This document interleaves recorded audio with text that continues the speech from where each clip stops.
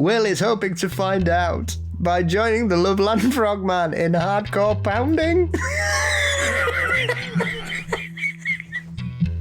I won't read the last sentence. Thank you. Hold hands and close your eyes. It's midnight, and you're listening to the Ghost Story Guys. Welcome to the Ghost Story Guys. I'm Brennan Storr. I'm Paul Bestall. And this is the show where we talk about spooks, specters, and all the other things watching us from the shadows beyond the campfire. Some conversations only make sense after the sun has set, and this is most definitely one. Thanks for tuning in. This is episode number 224, and we're coming to you from that tiny mountain cabin you dream about, but can never quite reach. And Paul, I'm not going to lie, I almost did the Talk Spooky intro right then. It took me a sec to switch gears. I might even leave in the pause so you can hear what a frantic, flailing man is doing while he thinks his way out of a hole. Well done. Well done. Thank you. How you doing, my friend? I'm all right. I'm glad it's nearly the end of September. So yes, your long marathon is almost at its end. Yes, yeah, I can sleep and rest. And of course, this comes on the heels of a very busy weekend in which you spoke at Parameet. Yes, I did a presentation on the Beast of Bray Road. Very, very cool. You got to hang out with some listeners as well. Yeah, absolutely. There's Sarah, I think Claire, who'd come down from Lincoln. The guys come over who came to the last Parameet. Coventry, yes. The Coventry gang, Covey gang. They came and hang out. A couple of others. I mean, somebody flew in from Northern Ireland because I was speaking, which was, what? What's going on? So yeah, it was nice. I'm never ever going to get used to people knowing who I am. Ever. Yeah, just had a really nice time just hanging about and trying not to spend even more money. So it was lovely as always, and people seemed to enjoy my presentation. So it was good, and I didn't have a drink because obviously this is what happens when you book me to speak at 10:30 on a Sunday morning. That's dirty pool, is what that is. At least last year we had the Friday to get up the trouble. Well, exactly, and my powers of recovery are not what they are. You and me both. So I swerved the Saturday night party fancy dress karaoke, which didn't take much convincing, to be honest, because two of the things I dislike the most in the world are karaoke and fancy dress. No, I'm right there with you. I mean, sometimes I'll go to the karaoke down at, there's a bar, the one bar here I like going to on Saturday nights just for a laugh, but there's nothing worse when you go to a karaoke and everyone's very good. That is infuriating. So if they also were fancy dressed and doing a really great version of Don't Stop Believing, I would have been so mad. Absolutely. I think I've done karaoke once this century. I have not done one yet this century. Yeah, that was in a stag do, and I did Frighten the Pub. I picked a song that I don't think anybody was expecting to hear at 11 o'clock on a Friday night, which was Personal Jesus by Depeche Mode.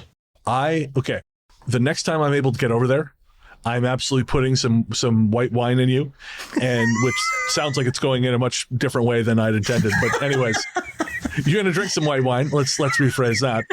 And you are going to sing Personal Jesus, whether it's at karaoke or on the street corner at 2 a.m. I don't care, but that's going to happen. That's a preview, folks. The next time Paul and I get into the same room, there's going to be trouble. I told a lie because I clearly did not understand when a century was. I was thinking this decade. This century, I've done karaoke 3 or 4 times. 3 times, I think. And they have run the gamut from so drunk I fell off the stage to, okay, well, I didn't embarrass myself, to I sang Elvis's Suspicious Minds at a bar in Donegal, and I had everyone up dancing with me, and I will be chasing that high for the rest of my life.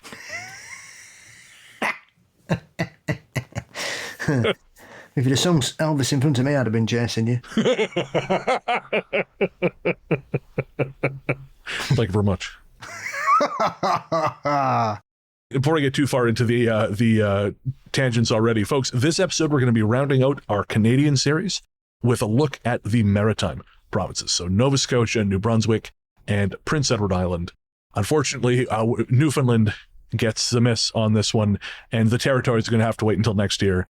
This time around, it's just Newfoundland, New Brunswick, Nova Scotia, and Prince Edward Island. We've got some pretty cool stuff, including some selections from a book that I only just learned about recently through the YouTuber Hammerson Peters. It's called Blue Nose Ghosts, and it was originally published in 1958 by author Helen Creighton, and it's still in print. You can get it pretty much anywhere. I bought a Kindle copy, I think, for $8 or $9. It's a great read, some killer stories, and I'll also link one of the YouTube videos of the YouTube video that put me onto it, which was a series by Hammerson Peters on precognition in Canadian history, which was pretty cool. All right, well, before we can tell stories from the Maritime provinces, we've got to thank our patrons. This one's for the patrons. Patrons, we could not do what we do without you. So thank you. Thank you, thank you. For real, guys. Every single person who downloads the Ghost Story Guys, you help make us who we are. But people who support us by subscribing on Patreon, YouTube, and Apple Podcasts, you're the real MVPs. We genuinely couldn't do this without you. And so while we'd like to thank every single one of you, right now we're going to thank our latest subscribers. They are Trash Panda Kit, Neon Green Horror Queen, Patience Leanne, Kristen, Kate Healy, and Jane Segura. Thank you so much from the bottom of our terrible hearts. Again, genuinely could not make the Ghost Story Guys without you. Without you guys, I'd be working at McDonald's. It's true, I can't seem to get a job any fucking where else. So thank you. And if you'd like to get access to ad-free bonus releases, extra conversations between myself and Paul, bonus spooky episodes, our monthly live stream, Ghost Force shoutouts, and so much more, click the link in the show notes or head to patreon.com/ghoststoryguys or become a friend of the cabin on Apple Podcasts or YouTube. All right. It's about that time, Paul. It's about that time to head east and round out our long, hot Canadian summer, because it is getting quite cool here now. We're heading into fall. It is time for spooky season.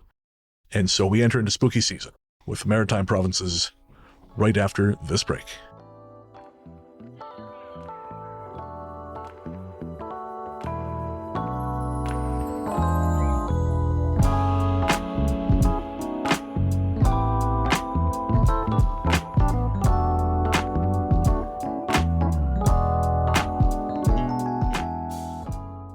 The Mystery of Oak Island.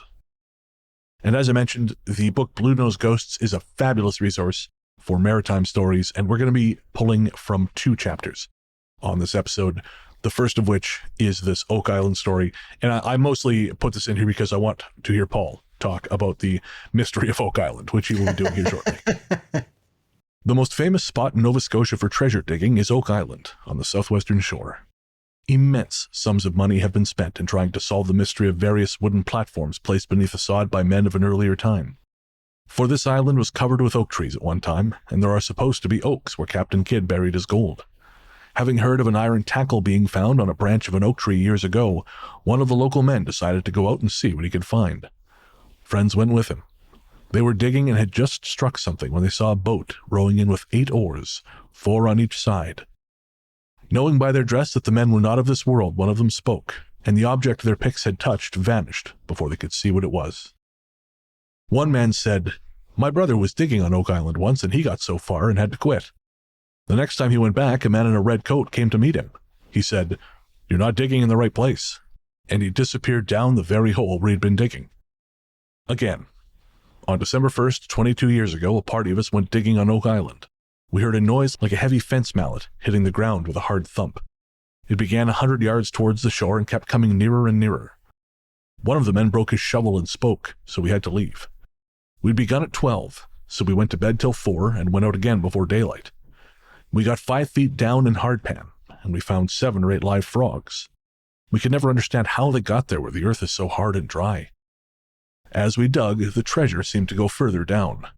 We bore holes 6 or 8 inches, but we couldn't seem to bore through the hard ground. The last noise we heard was on the shore about 6 feet away. There was thin ice there, and it wasn't broken, so that didn't account for it. The sounds followed the line the pirates would have taken in burying their treasure. We had to give it up at daylight, but coming home, we saw something tall and white 3/4 of a mile up the shore.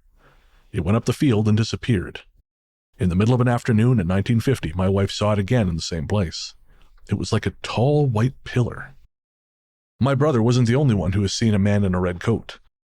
A lightkeeper's daughter, when she was a little girl, was supposed to have seen him, and later, when she was 13, she told her father she had seen two men over the hill. He went down and looked, but there were no men, and no tracks in the snow. One time, a boy from Chester Basin borrowed a boat and went out, and when he came back, his mother saw how white he was and said, "Did you see anything?" And he said, "If you saw what I saw," for he too had seen the man in the red coat. Another story comes from East Chester.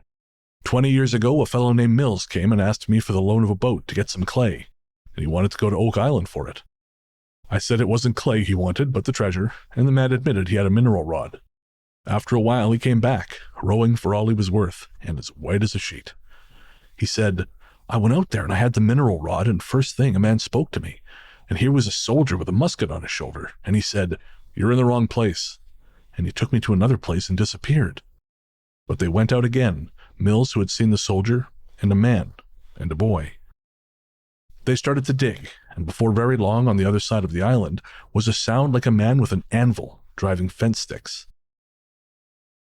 The boy quit, and so did the man, and last of all Mills, and when they got to the boat, something came down to the shore, and it looked like a four-legged animal, draped as though it had a sheet over it, and it came to the water's edge and was still there when they rowed away. At Wolfville, I was told, a big bright light comes up at Oak Island and they can see the men come up as though they were hiding the treasure. An example of looking back into time or hindsight. One family moved from the island on account of it, and that was about 1921. Old man Jodry lived on the island for years, but he moved away and it was supposed he went because it was haunted. He said when he was plowing he would hear unexplainable noises. And so, Paul, Oak Island, obviously legendary among the paranormal set. This is something that you have a particular interest in because you have watched, if I'm not mistaken, every season of the show, Curse of Oak Island? I've been there since 2014, and I'm not giving up yet. Now, as I understand it, they have dug pretty much down to Satan's living room, and they have not found a treasure, but they found a lot of interesting things which sort of change up certain historical narratives. Well, the thing to understand about Oak Island is that it had been completely dismissed for years as a myth, a legend, a tall tale, just a fabricated boy's own story. Because it was first located in 1795 by a young chap and two friends who was called Daniel McGuinness. And he found all the block and tackle, and the legend of Oak Island was born in 1795. So it's 230 years this has been going on for. And I remember reading about this as a kid growing up in like the world's greatest mysteries. Oak Island was mentioned, which ironically is how the Laginas have ended up there because they read about it as kids growing up. And obviously Marty became quite a successful mining businessman, millionaire, and has decided to use his revenue to enable him to basically buy up most of Oak Island and begin the search to try and locate the enigmatic treasure. And so people have said, I mean, Joe Nickel famously said that it was just a sinkhole for years until they started finding stuff, and then he deleted all evidence of that off the internet. Of course. I think we've talked about that, actually. Yes, which is, great. Well done. That's a really good thing for skeptics to do.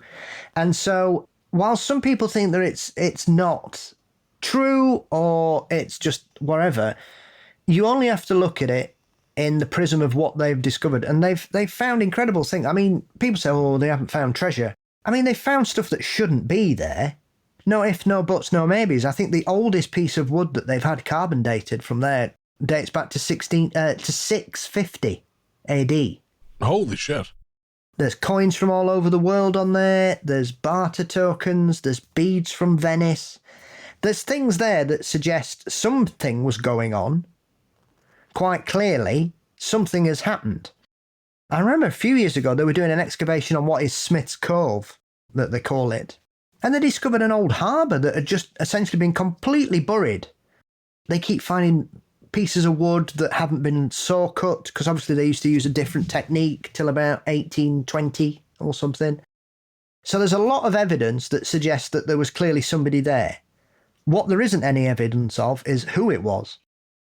whilst I really do like the Oak Island show and most of the people in it, I am sick to death of them trying to shoehorn the Templars into this all the bloody time. It's just... What is this, 1995? We're done with the Templars, guys. As much as I love the Fortean realm, I have zero interest in anything connected with the Templars at all. I think it's nonsense. You don't have to dig deep before it starts diverting into deeply disturbing belief systems based on race and things. Yep. It's not a far leap from the Templars to end up sat in a room with the KKK if you're not careful. All roads lead to hooded nutters, it seems. And so the evidence suggests, I mean, for me personally, the evidence suggests it's the Vikings that got there.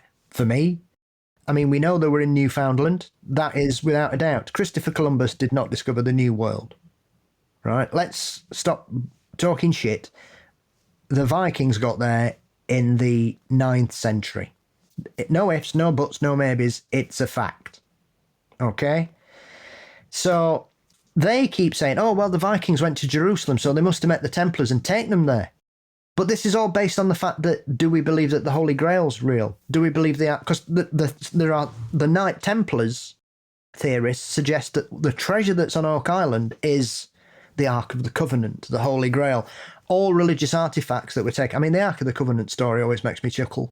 That people say it was the most powerful weapon in the world, but somebody nicked it. Well, hang on. If it's the most powerful weapon in the world, how have they nicked it? It wasn't pointed in the right direction, obviously. I mean, yeah, all right. Anyway, so you've got all that theory going on. Personally, I think it's more to do with the Vikings. People have said it's pirates. People have said it's the British. People have said it's the French. People have said it's the Spanish, the Portuguese. And so, I mean, it is a bit of a joke because they've got the wonderful Gary Drayton, who's probably the world's leading metal detectorist, who happens to be from England, with a very strange accent, I have to say. He was describing something once and he said, oh, yeah, that's come off a boho. I was like, a what? And he meant a bureau. And I was like, right, they do talk funny down in Essex. I tell you what, sometimes. And obviously he lives in Florida now, so he's kind of got this really weird accent that you're not really sure where he's from anymore. But he's brilliant, Gary. We love Gary. And so they kept finding these ox shoes. And I'm like, oh, God, not another bloody ox shoe. And they're like, oh, this is incredible. This shows that somebody was doing something. Yeah, but after about 30 of them, it's amazing. We've got this brilliant blacksmith called Carmen Legg, who's kind of gone through a makeover since he turned. Because when he turned up, he looked like a scruffy blacksmith who didn't talk to anybody under the age of 70. And his hair was all over. He got hair coming out in his ears and he looked scruffy, you know what I mean? Now he's had all his hair shaved off. He's lovely eyebrows. He's not got bits of cotton wool sticking out in his ears. He's got new hearing aids. They don't have to subtitle him as much when he's on. I mean, subtitling English people on an English program always makes me laugh. You know, he's speaking English. His accent's not that bad. And they go, what do you think to this, Carmen?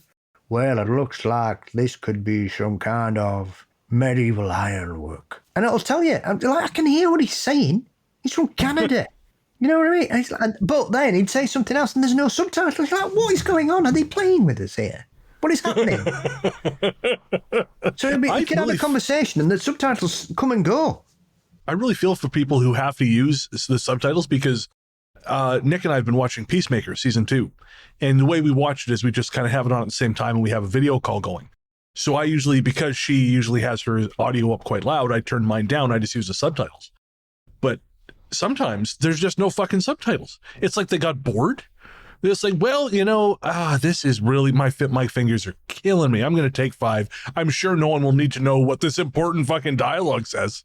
And as far as the accent goes, I think I told you when I played Still Wakes the Deep, that Lovecraftian horror game set in the North Sea, they not only did they have subtitles for all the Scotch characters, but they actually translated what they were saying. So it wasn't like direct subtitling. It was like, oh, this means quote, boss man, this. Like, no, it's what? Okay, sure. Marvelous. But yes, it's addictive. Like I've said, I've been there since the beginning. I feel like I am part of the fellowship because that's what they call themselves on the island. And we've had a variety of characters and chancers turn up and nutters and stuff. But the one thing I've learnt about Oak Island is it is one of the sites of the Nova Scotian black dog. Oh, no kidding. And which ties in to an Oak Island incident, which is another strange connection, because obviously the story about Oak Island is that the treasure won't be found until so many people have died. All right? I think it's 7. I think 6 have died. For a variety of reasons. The last people to die were a father and son. And this was one of those things that I didn't know anything about this until I started watching the programme. The father and son were called Restall. Okay. Bobby Restall was his name. So 1 letter different from me. So he's Restall and I'm Bestall. Oh, shit. Okay, so we got to keep you away from Nova Scotia. Yeah. And they died whilst they were digging in what's called the money pit, where people believe the treasure is at the bottom of, because fumes had come up. And the dad passed out first. His son went down to get him. He passed out. 2 other guys went down to get him. They both passed out. The chap that rescued the bodies was a guy called Jimmy Kaiser, who was a Micmac labourer. And he was the guy that went down and got the bodies out, Robert and Bobby Jr., which they think was hydrogen sulfide, which obviously is invisible. And I believe it doesn't really have, it's odourless as well, which is what killed them, because obviously they didn't realise they were going down there. So anyway, he's the guy that had one of the most recent black dog in accounts. So do you want to hear what happened to Jimmy? You bet your sweet ass I do. So, in late 1965, about 4 months after the tragedy, whilst dozing in the Restall's old shack on Oak Island, Kaiser's sleep was interrupted by the sensation of suffocation. According to his son Farron, who told the story to journalist Randall Sullivan, who in turn published this in his book The Curse of Oak Island from 2018, Farron said, "Dad said it was about 11 or 12 o'clock at night. He had a little fire going and he put some wood on it and then lay down on the cot and closed his eyes and apparently fell straight to sleep. He then said that his dad told him that he woke up and couldn't breathe, and he said as he opened his eyes there were the 2 biggest glowing red eyes you could ever want to see looking right down into mine. The whole body of this creature was covered in tight, black, curly hair, and I couldn't see anything else, because whatever it was that was holding me down had me pinned toe tight. I just couldn't move, even my head. But then this creature smiled at him and said, 'Don't ever come back.' My dad said when it let him go and disappeared, the whole shack shook." Kaiser was later discovered to be covered in bruises, including 1 pattern on his arm that resembled 4 fingers and a thumb. And he surfed out of that cabin on a tidal wave of his own shit. Yes, absolutely. I mean, the dog is supposed to be as big as a colt horse. Jesus Christ. Jet black with fiery red eyes. But there are numerous black dog stories associated with Oak Island. People who have been there have seen strange lights in and around the swamp. They've heard strange noises. Screams are supposed to emanate from the swamp. People have claimed to hear voices in certain parts of the island, because whilst it's not the biggest island, there are a lot of trees on it. And so the island has a spooky history anyway, as well as the mysterious treasure. But on top of that, they've also found evidence of Micmac settlements there that they had no idea were even there. So they found all this kind of First Nations pottery and clothing and artwork, which has really given them a bigger historical palette to draw from in regards to the Micmac and their sort of movements around that particular part of Canada. That is fascinating. I had no idea. So come for the treasure and stay for everything else. I mean, there's something there. What it is, I don't know. They found hundreds and hundreds of artifacts. It's not like they found a bit of this and a bit of that. They found tons of stuff. They just haven't found a box full of gold. whilst there's a lot of fluff and nonsense, and it's one of those typical shows where they basically tell you the same thing 17 times in one episode, I do like Oak Island. I like the Laginas. I like Gary Drayton. I like some of the people involved. The team's really good. And we've all got silly names for them. And we cheer when certain people arrive, and we're going, oh, look, he's had his eyes done. He's had his eyes. He's not wearing glasses anymore, is he? He's thinking he's a sexy architect now. So it when you've been watching something, I mean, the thing is, I think the last season was season 12. So, it's 24 episodes a season. So I think I've seen 300 episodes of Oak Island. So I begin to think that I am now related to the Laginas. You better be in their will at this point. I don't think I've ever watched that many episodes of anything. I've watched more episodes of Oak Island than the entire seasons of X-Files put together. Yeah. Yeah, I had a friend a long time ago who used to be really into anime, and he tried to get me to start watching some anime that had 300 plus episodes. I had to fake my own death. No one really knows this, but that's why I left Revelstone. So I'm just counting down the weeks now till January for season 13.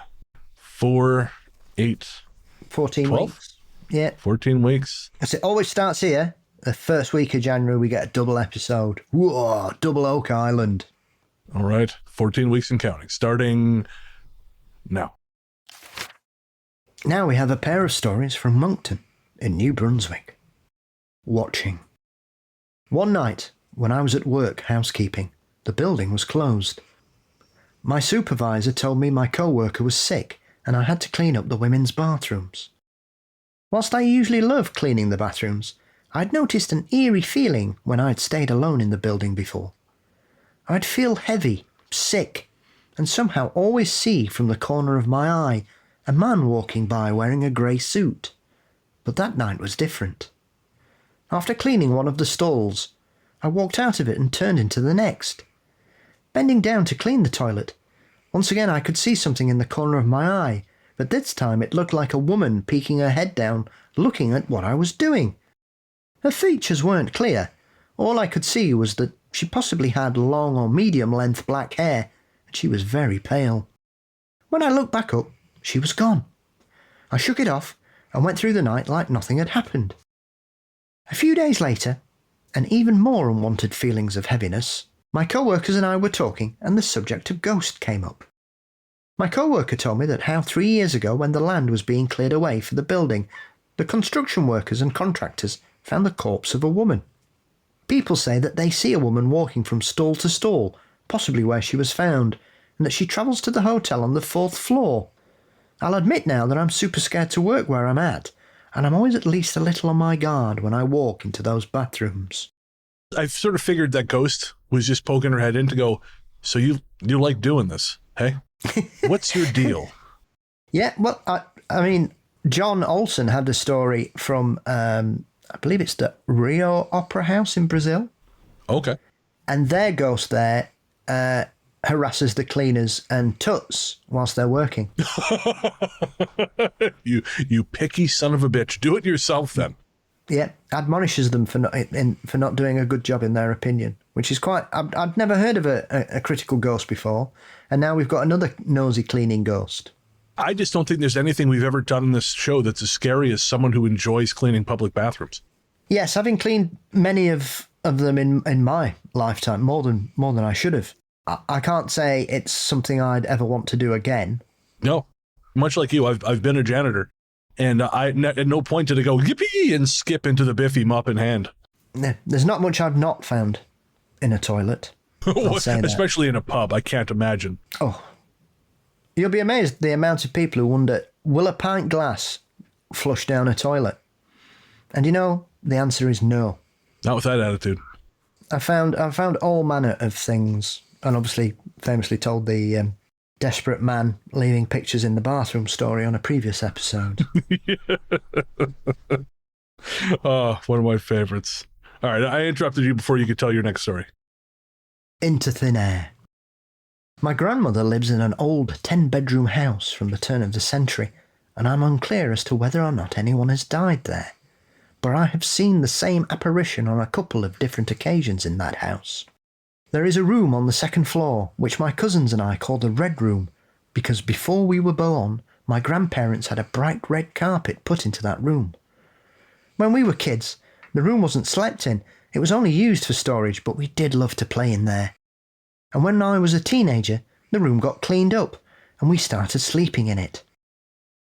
One particular night, my cousin and I were sleeping in there, and I woke up in a panic. And for some reason, even though it was summer, I was freezing. When I sat up in bed, I saw in the corner, sitting on a pile of boxes, what I thought at the time was another cousin of mine who was staying there with us, but sleeping in another room. I was wondering why he was just sat on the boxes watching us sleep. So I said his name and asked him what he was doing. I had no answer, so I repeated his name a little louder, thinking perhaps he'd fallen asleep sat up there. This then woke my cousin who was sleeping beside me, and he also began to say his name. Suddenly, he got up and walked across the room into the closet. Thinking that my cousin was playing a trick on us, we got out of the bed and flicked on the light. We both became extremely terrified when we checked the closet he'd walked in. And he wasn't there. It happened again a few years later when I was in the same room sleeping alone this time. The pattern was the same. My cousin walked into the closet, but was gone by the time I'd got up and turned on the light. I'm 21 now, and I still don't feel right sleeping in that room. I was thinking that how different it's going to be when people are referring to turn of the 21st century structures when they say turn of the century, because it's just going to be these featureless glass boxes that could be an apartment or could be an Arby's. No, it's like that. It's like the lines that Spider-Man says in the Marvel films when he's like on about those really old films like Aliens. And at that moment, I feel the same pain that Tony Stark felt when he says that line. You and me both, my friend. It's not even 40 years old. I think I told you I went to the coffee shop a while back, and the manager made a joke. She referenced The Simpsons. She referenced Chief Wiggum saying, "Take him away, toys." And she said that line, and the girl she said it to just looked at her like she was speaking another language entirely and had no idea what the fuck she was talking about. The great change is coming. We are being slowly swept off the board. Yeah, well, I thought it was coming yesterday, but I declined my invitation to ascend. How's that? I just couldn't be bothered to go on the rapture. Oh, yeah, weirdly, I was not invited. Solve the halving crisis.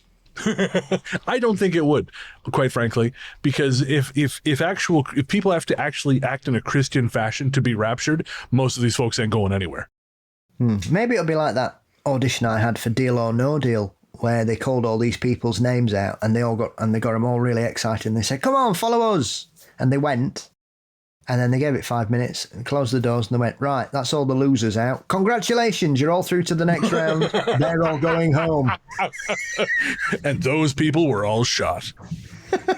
Taken down to the docks in Brighton, taken down to the docks in Bristol and put out their misery. That's where it happens. It is. Unfortunately, I didn't get through to the show, but I made it through to the final eliminator. That's pretty sweet. Since we're in the middle of it now, I thought I'd share not only some quick facts about the Maritimes themselves, because I forgot to do it at the top of the show, but I also got some little bits of sort of haunted lore from around New Brunswick. So first up, the Maritime provinces themselves, like I said, New Brunswick, Nova Scotia, and PEI, they are, I think, the least populous among the provinces, with a total population of just under 2 million people and a combined area of around 50,000 square miles or 130,000 square kilometers. So to put that in kind of perspective, the three maritime provinces together in terms of size are between Louisiana and Mississippi. But New Brunswick has a number of famously haunted places, including a lot of bullshit, which is, like the spectral girl, so-and-so was murdered here or was burned alive here for being a witch. And when you Google New Brunswick ghosts, the first thing that comes up is Rebecca Lutz. So this is from Moncton. And basically, there's a myth about a 16-year-old girl named Rebecca Lutz who apparently died in 1876 when she was found guilty of sorcery. Now, you're in trouble, as you know, Paul, whenever the word apparently turns up in ghost stories. Ah, of course. Yeah, my cousin's older brother says, But yeah, so they apparently threw her corpse in upside down so she wouldn't dig herself out. I assume she could probably still have done that if she was a witch, but I guess we needed an excuse to be weird with a dead body. And supposedly they also put a 4-block slab of concrete on top so she could never get out. Because again, apparently concrete has anti-witchcraft powers.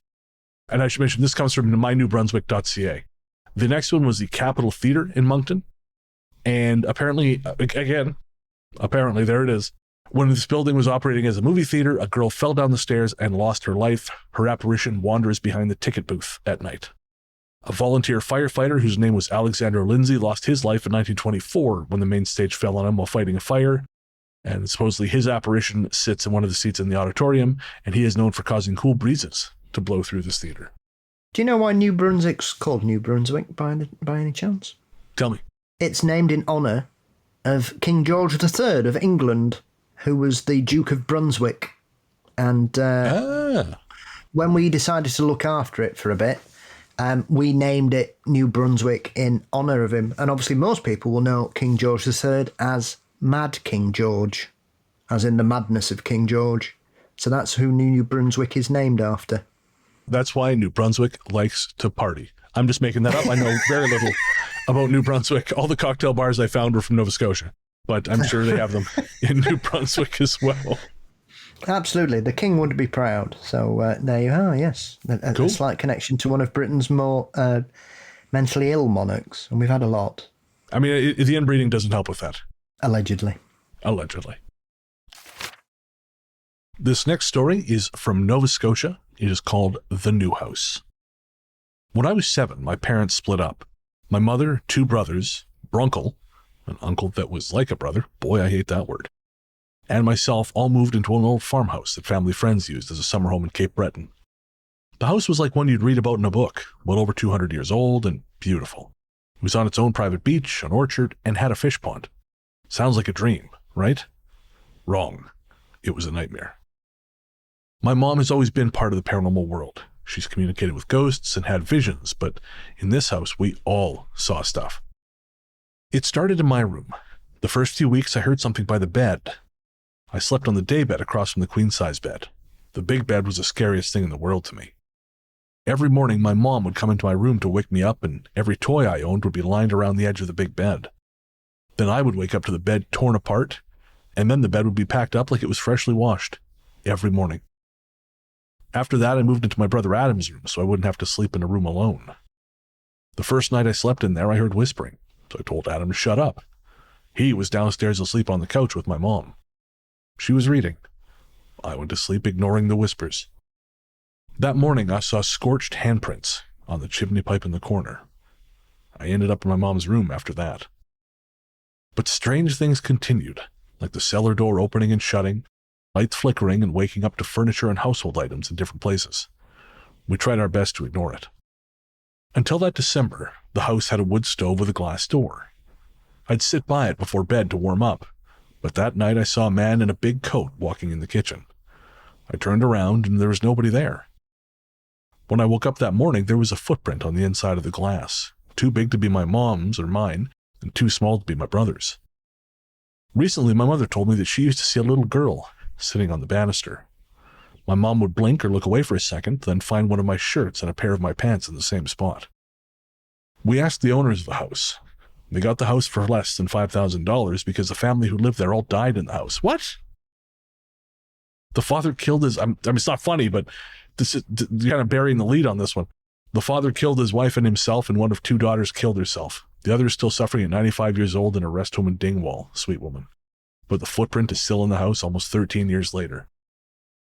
All right, call me crazy, but I feel like that's something you should be disclosing to the residents when they move in, that, hey, this was a site of a massacre. Also, I doubt this is real because I figure all the true crime grifters and the true crime paranormal grifters would have already turned this house into a tourist attraction.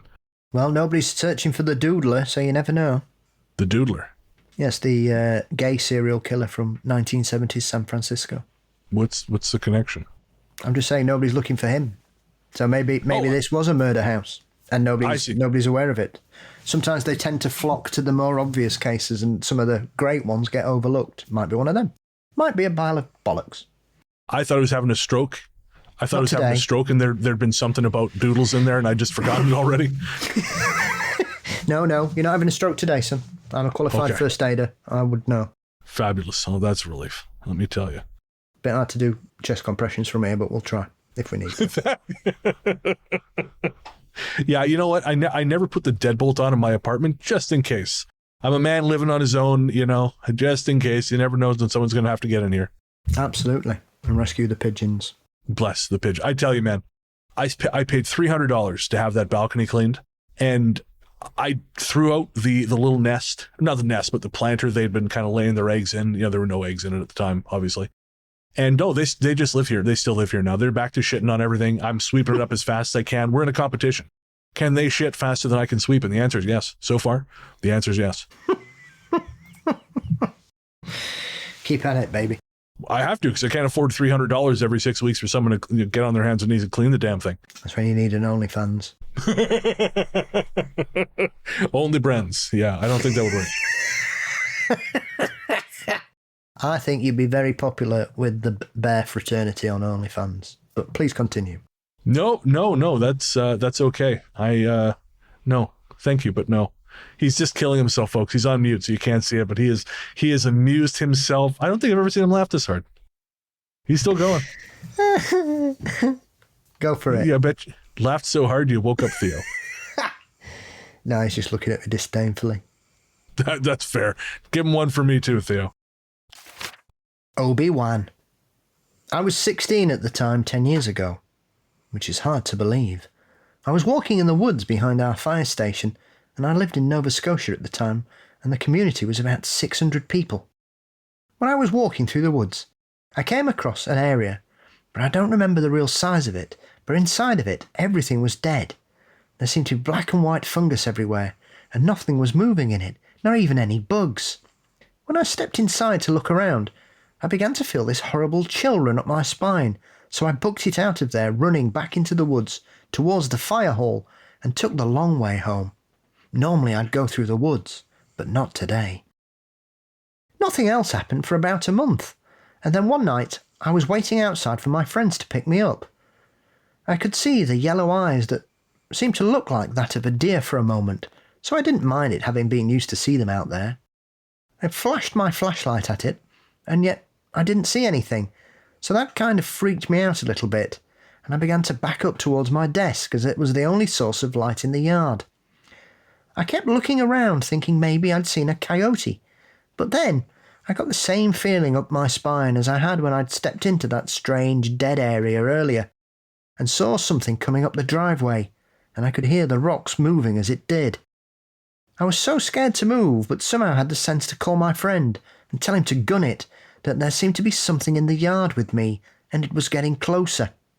I could hear his engines rev up the road, and when he pulled in, I don't know what the fuck it was to this day, but it looked like some kind of half-lizard, half-demon, giant, yellow-eyed, long-toothed, yellowy-skinned thing that looked almost plated or scaled.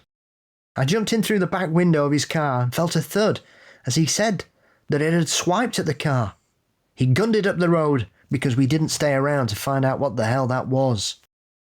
The next day we got up and looked at the damage on the car, as we daren't go outside at night. But there was nothing there, not even a scratch. The next major occurrence was when I just moved into a new apartment with my girlfriend, now my wife. We'd had some friends visit from Australia and stay with us for a while, and one of them was quite sensitive to the spiritual side of things. The first night there, he'd said that I'd angered something and it wanted me to know it. That was the first time it had physically tried to beat down the door. Like he was after that, it was responding to me. The first night he was there, he said that I had angered something and it wanted me to know. Suddenly, the door was being beaten down, and my friend said it was like it was responding to our conversation. We immediately locked down the entire house, making sure no windows were open, but we could feel it on the roof of the apartment building, as though it was waiting for us to come back outside. This made me grow some balls, so me and my friend went outside to confront it and try and find out why it was so angry, but when we did so, it disappeared. I've had many other encounters with this thing, but one thing I know for sure is that it hates light. I now have a movie replica Obi-Wan lightsaber. That if I ever go out into the woods at night I take it with me and it wards it off. I know it, and at least I know of one way to defend myself. How could I not put that in the show, Paul? Well, I'm convinced, aren't you? That's it. Help us, Obi-Wan. You're my only hope. Honestly, they live in a fantasy world, don't the Star Wars fans? They really do. I mean, you see some weirdos, they make their own like reels of them fighting baddies in other franchises with their lightsabers. I mean, they're just sad. Oh man, the attention economy was a great idea, Paul. Everything is chill and cool. Yeah, just, stop it. So I put that in there, one, because I think it's funny. Two, because of a weird little synchronicity that has cropped up. As goofy as that sounds, I know someone who I trust, and I've told the story several times on the show before, not for a while, who has seen a scaly green entity on all fours walk out of their parents' house after their father died. And it looked not unlike what this person described, but that's only the first half of the synchronicity. The second half is I just found out today that friend is going to Nova Scotia. So that I just found that out. They're going in the next couple of weeks. They're going to Halifax. So it's just one of those times when, again, this kind of insubstantial, probably made up story actually bizarrely resonated with some shit that's going on right now. No, they don't live in Bishopville, do they? They do not. What is the connection there? The famous lizard man case of the 1980s. Is that the one Lyle covered on his show? Yes. Ah, okay. Yeah, no, they live up here in Canada. Maybe it's the Loveland Frogman on holiday. Nah, that makes more sense. I have his poster on my fridge, the Loveland Frogman. When I was at the Goblin Market last year, I can't remember the artist's name. I think it's Rotting Press or something, but he was there selling some of his movie, or just his prints, and he has done a really cool print for the found footage film Frogman, which is a lot of fun, folks. If you haven't seen it, check out Frogman. Yep, great case. Is it Loveland where they're not crazy about the Frogman? They used to be. They have a festival there now. Okay, so the festival is in Loveland. I believe so, yes. Okay, but they used to be kind of not into the whole thing. Yes. It's one of those places where they, no, we don't want to talk about that. And then they realised that actually if you get 5,000 nutters turning up, you can all make a lot of money. And that's before you start printing Frogman erotica. Yeah, well, it's there, isn't it? I don't even need to look. Somebody's written a mucky book about that. You know what? I was very surprised, and I don't know why, but I was, to learn that there was Mothman erotica, so it's probably out there. Well, you know what? Let's live on air. I will look right now before we go to our next ad break. Right now.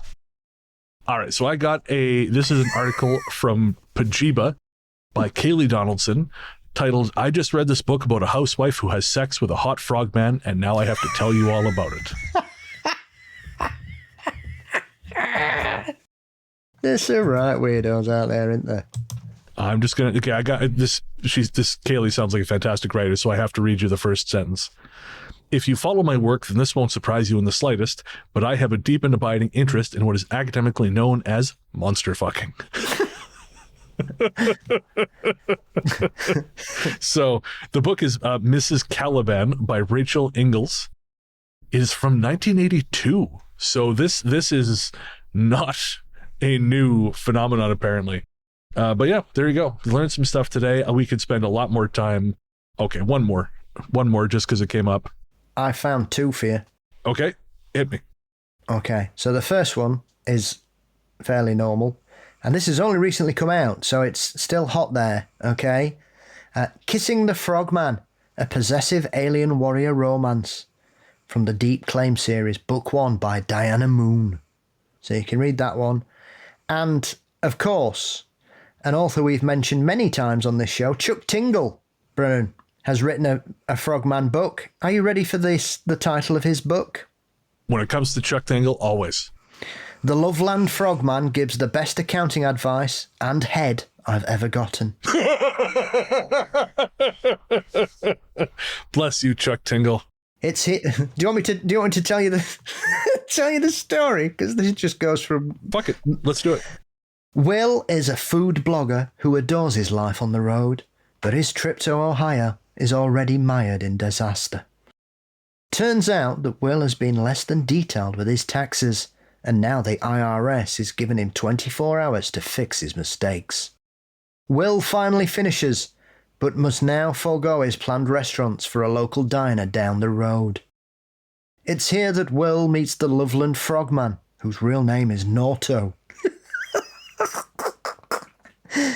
A handsome amphibian accountant. Try saying that when you're smiling. Who's filling in as a server for the evening. Norto offers Will a little accounting advice, but could the cryptid's fourth wall shattering awareness be crafting an even larger metaphor? Will is hoping to find her.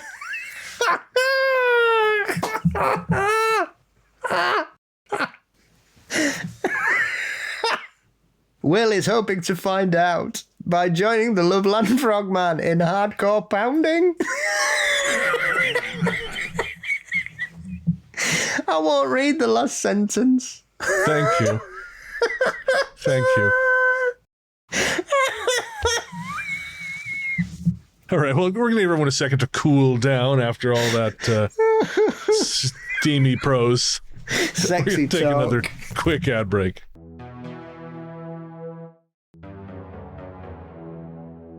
Footsteps in Dartmouth.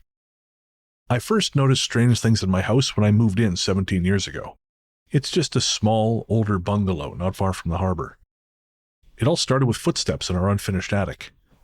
Not long after, I had noticed a light on the clock radio in my kitchen would turn on by itself. I'd switch it off using the manual switch that you had to click upwards twice before it turned on, and down twice before it could turn off, only to find it back on shortly thereafter, and I was home alone. Many times I would stand at my kitchen sink, and while I was doing dishes, I would hear someone call my name loudly. I would run to the next room to see who it was, yet my spouse would be sleeping or I'd be home alone. Once I saw the reflection of a man in what appeared to be a farmer's hat behind me through the reflection in the window above the sink. Less than a year after I moved in, I witnessed one of the scariest things. The bottom drawer of our dresser came flying out across the room with such force that it broke in 4 pieces, without explanation. To this day, I still get chills thinking about it. Our German Shepherd would fiercely and endlessly bark at one corner of our living room at something only she could see. Items go missing for days or weeks on end. Sometimes I yell at the unseen being to bring it back, and usually it reappears somewhere we've searched many times over before. Other times, items have seemed to have been thrown across the room by nothing. Once my mother was visiting and she walked into the bathroom. The medicine cabinet opened and a glass bottle flew and narrowly missed her. Another time my brother was over and he and I were speaking in the kitchen, and a large old tin can that I kept on the refrigerator that was filled with change and batteries and whatnot flew at his head. He barely jumped out of the way before it could strike him. Our cupboard doors have slammed open and shut on their own, and even scared my brute of a husband. My mother and brother, who'd been sleeping at the opposite end of the house, once rushed to my room because they both claimed they heard me screaming for help in the middle of the night, when in fact everyone in our home, myself included, were all sound asleep. Well, obviously not everyone, lady. My brother, his girlfriend, and myself have all seen the apparition of a young boy in my house, which we later discovered we would all describe in the same way. These are only a few of the tales I could tell. We've burned sage and said a prayer over the home, but haven't had the need to have it blessed. For the most part, it is harmless, just unnerving. Paul, this lady and I have a very different concept of what harmless means. She just hurled a bunch of heavy shit at my husband's head, at my brother's head. This is actually the reversal of the dick husband trope. This is dick wife trope. Because this is like, well, sure, she's tried to kill a couple of the men in my life, but I mean, it hasn't bothered me personally. Seems reasonable. And again, I can hear someone calling my name. And sometimes people hear screaming and crying. It's fine, though. No, it's not, you fucking psychopath. After the first 3 weeks, I got used to the crying child and was able to sleep through the night. When the voice whispers, get out, I just put in my earplugs and it's time to go to bed. We stopped using the basement after the tortured man kept screaming at us. We don't miss it. I wasn't going to admit this on air, but I went to go see the new Conjuring film. I was very bored the other night. Very bored. I was very bored, and I went to the theater. Bored? I was very bored. How bored were you? I'd have to be dead. Originally, I was going to go see the new Colin Farrell movie, A Big, Bold, Beautiful Journey. I bet you were. Yeah, I know. Yeah, you were I there swear. with your Annabelle T-shirt on.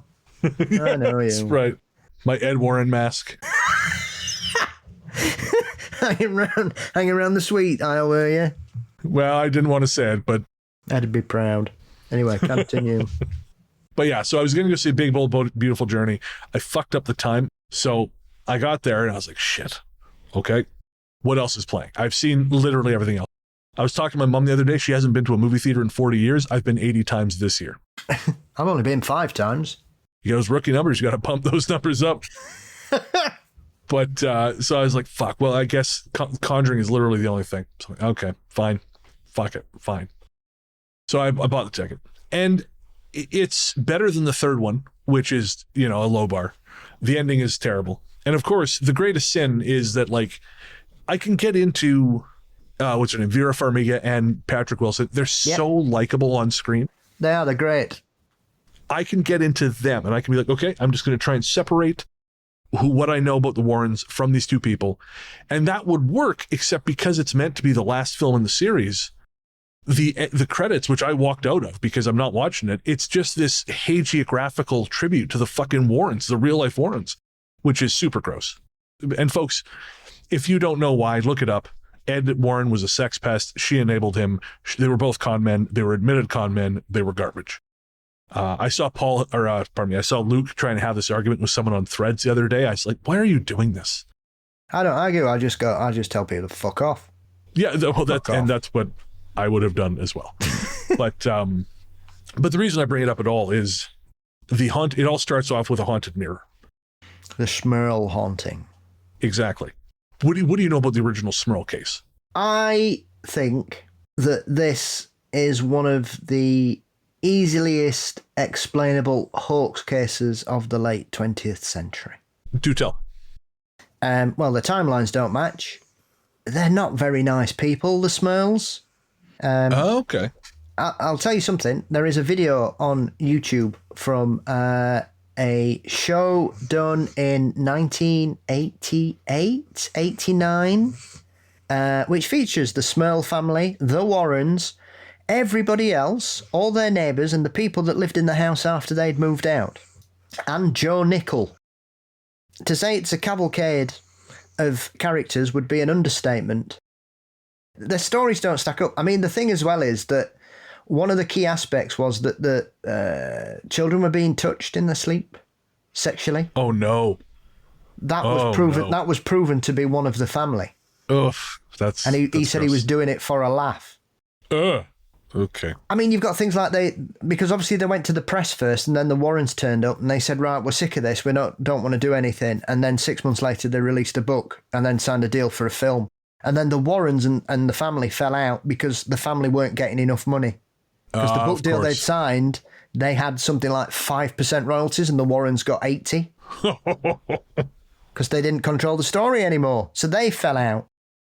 But if you ever want to see Ed Warren just shouting at people who say he's a liar, and like all the neighbours are saying, yeah, they were massively in debt. They had another property somewhere else. They couldn't afford it. So they invented this story because they'd read about Amityville. They're not very nice people. He's mentally ill anyway, which he was. He had water on the brain. He had to have an operation, which caused additional complications. And when they told the story, everybody's like, why on earth would you put your kids through that? Why didn't you move? Why have you let them suffer like this? And then they were like, oh, well, it didn't happen. And then they started changing the story. So if you go back to the original reports and then look at everything afterwards, they don't match at all. Of course. I mean, the hilarious thing about this is that they kept saying that the exorcisms didn't work. I mean, the thing is they can't put...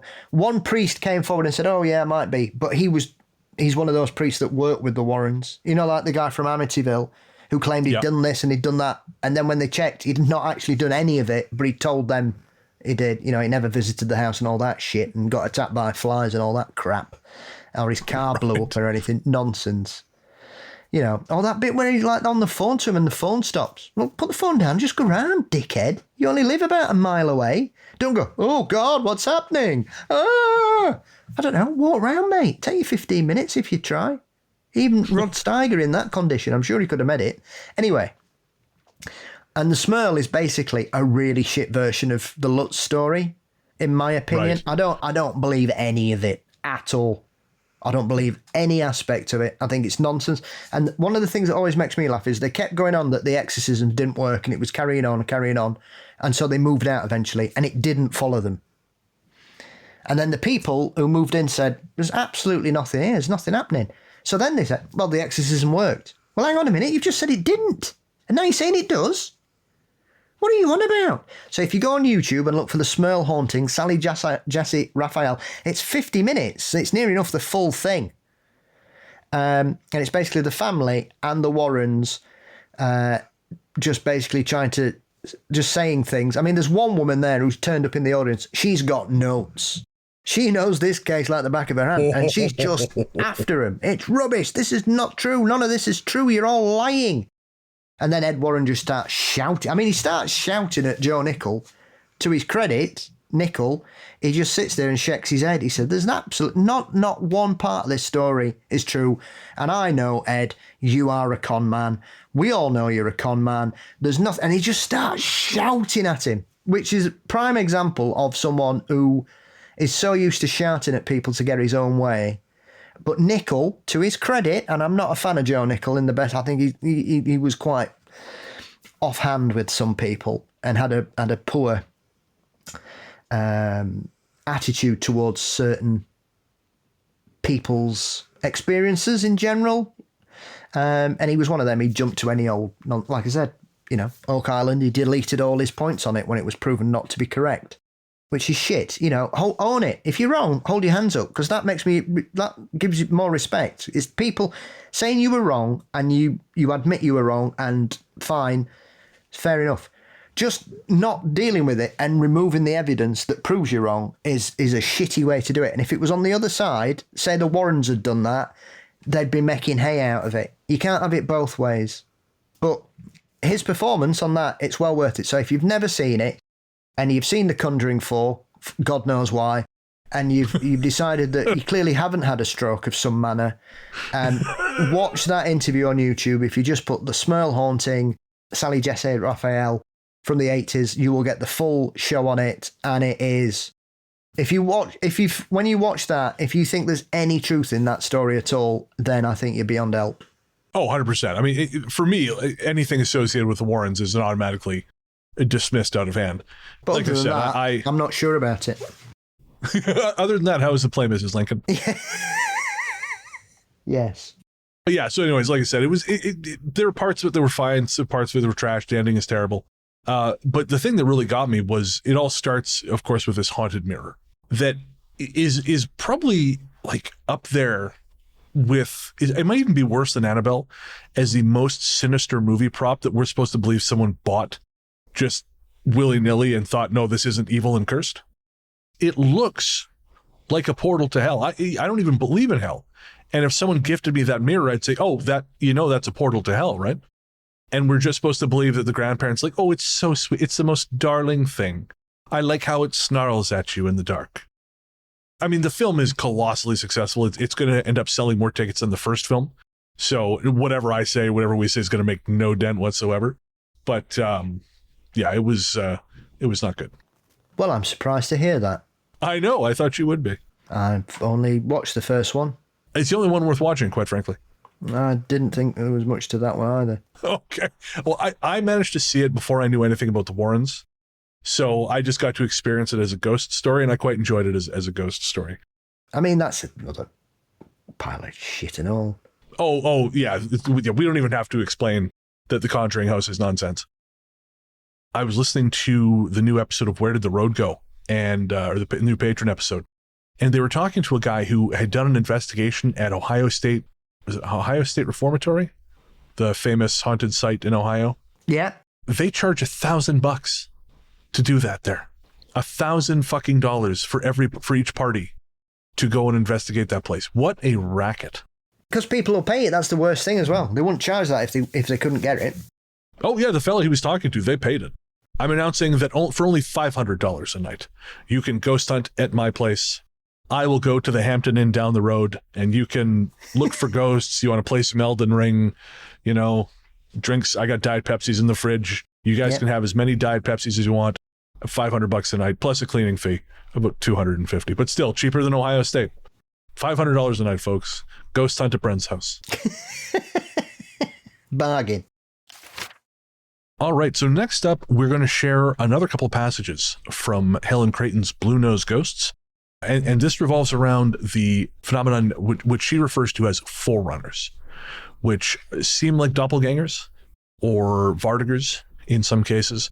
I think most of these are straight up doppelgangers, but it's really interesting stuff. And again, I can't recommend Blue Nose Ghosts enough. I'm only about halfway through it, but it is probably one of the best ghost books I've read recently. I mean, it's 70 years old, which, helps.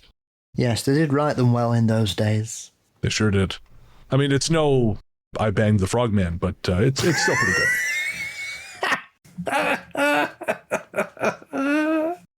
I tell you, folks, in the break, we saw some stuff. I've had to put bleach in my eyes just to clean out the memories. Some things will never be forgotten. I'll take a paracetamol, but I don't want to wake up with autism tomorrow.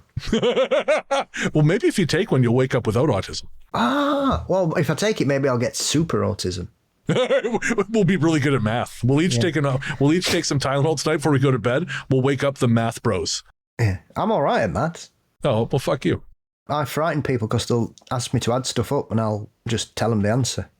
All right, well, I didn't get the cool autism. I got the autism where the entire world seems very foreign and people think I'm strange. I don't think it's autism that's given me that power. I think it's the fact that I had to work in the old days of push-button tills that didn't add shit up for you, so you had to do it yourself. That's fair. And it stayed with me. Muscle memory. So I'm autistic and lazy. Thanks, Paul. Yeah, you've got the wrong sort. You haven't got the sort I've got.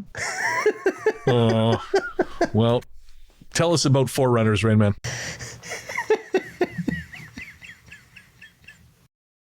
The Skeletal Man.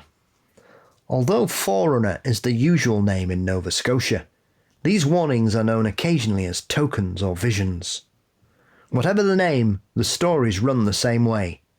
I remember how my breath stopped momentarily one day when Mr. Eddie Deal of Seabright finished the folk song he was recording for me and said, knowing my interest in such things, "Did you ever hear of a man walking with himself?" I said no, I hadn't. "Well, there was a man here," he continued, "who felt somebody walking beside him, and when he looked, he realised that it was his own apparition. He was so frightened that he couldn't speak, for he knew the belief that this was the Forerunner of death, and a few months later, he died." I remembered then having heard the experience of a Captain McConnell of Port Medway, who was said to have had a similar experience, only in this case, his own apparition walked ahead of him and would not answer to his call. Instead, it left him and turned in at the gateway of a cemetery, with the result that the captain went home and said to his wife, "I'm not going to be long for this world." Soon after, the captain was stricken with pneumonia and died. Returning to Seabright, Mr. Deal recalled a man named Henry Walt telling about being out on the back road where he met a tall man like himself. But he said he seemed to be so much taller than his own height of 6 feet that he could have walked between his legs. This apparition was carrying a lantern. Mr. Alwalt recognised himself, and in a few months he died, but not before telling others of his strange experience. Here too was a man named Pat, who is said to have learned his fate. Before his wife died, he had promised her that he would never marry again, but after a while since she passed, he began to court. He was coming around the bend of a road at the top of the Seabright Hill when he met himself. Knowing the belief, and looking upon this as a punishment for breaking his word, he assumed that this was his Forerunner. He told the story before his death, which happened 3 months later. At Tancock Island in St. Margaret's Bay, a man was going to the shore one day when he met himself. He told about it and said to him he was going to die, and he did soon afterwards, with diphtheria as the cause. It's comforting to know, however, that death is not always immediate, at least according to this story from Tangier on our eastern shores, that is, east of Halifax. Mother lived on Tangier Island before I was born, and her sister, my Auntie Mame, was with her, a young girl at the time. One night, Aunt Mame was looking out of the window. The moon was bright, and there was a little outbuilding nearby with a window in it, and she said to my mother, "There's a woman looking out of that window.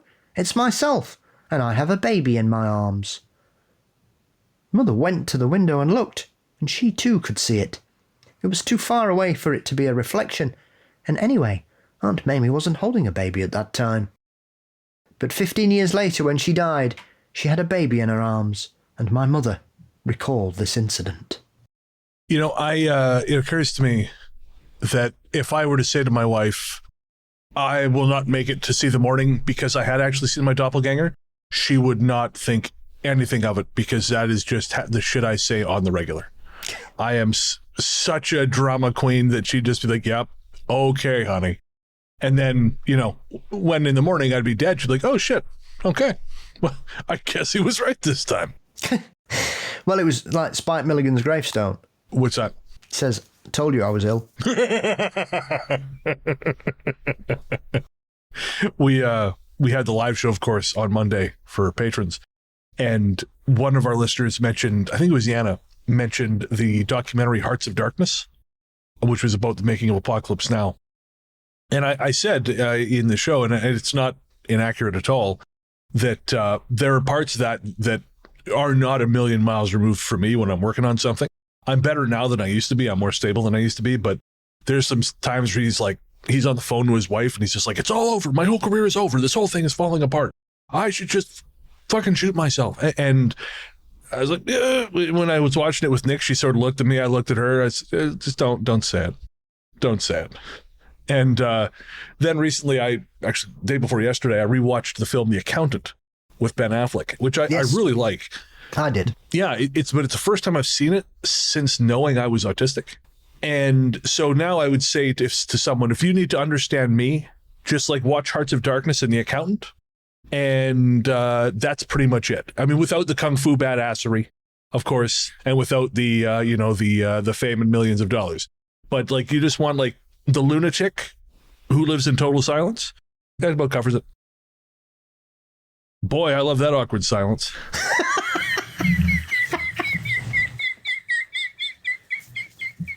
I don't feel exposed at all. No, it's cool.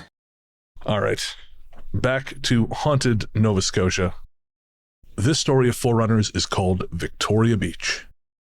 In the summer of 1947, I stayed at Victoria Beach where I was collecting folklore for the National Museum of Canada. I was told that I should see Mr. A.B. Thorne for experience that no other member of his family would talk about. My companion was the author and poet Martha Banning Thomas. Man, people used to have names. The evening of our call was fine and pleasant, with a warm summer breeze drifting in our car windows. We drove the hilly, narrow road in the spirit of sweet companionship, little realizing that our return trip would be far from serene. The Thorne house is at Carsdale, a white-frame cottage with a garden that is always filled in summer with beautiful flowers. Mrs. Thorne is the gardener, and she knows the botanical name of everything she grows. The interior of the house shows the care of loving hands with its hooked and braided mats. What is this, Paul? I am not familiar with this word. Antimacassars. Oh, I've never heard of that either. What's that mean? Oh, that's the things that you used to put on the back of your chairs and the arms to protect them. So, you know, like you had those little, like, fabric that you'd put over a chair or something. Okay, yeah. That's what it is. That's an antimacassar, which is, the name originates from macassar oil, a popular 19th century hair oil, whose greasy residue would stain upholstery. And so, antimacassars, often made of crochet lace or embroidered fabric, served as a functional purpose by protecting the furniture's fabric from greasy hair. Okay. All right. We all learned something today. Thank you. We certainly did. I had no idea what that was, but now I know exactly what they are. So there we are. Well done, everyone. All right. So antimacassars, cloths with crocheted edges and embroidered cushion covers. She also has treasures of old china handed down in her family and cherished through the years. It is a dainty, pleasant house, and she and her husband are a gracious host and hostess, making their visitors feel at home immediately. Mr. Thorne is a man of medium height with blue eyes, an aquiline nose, and a rather sensitive mouth. Now probably in his 60s, he can still dig garden or ditch in a way that would shame many a younger man. Yet with work to occupy him, and an excellent wife to care for all his needs, he appears to be a singularly nervous man. This is little wonder, considering the experience of his youth which we had come to hear. We had a short period of conversation until the proper atmosphere was established, and then we asked Mr. Thorne if he would tell his story.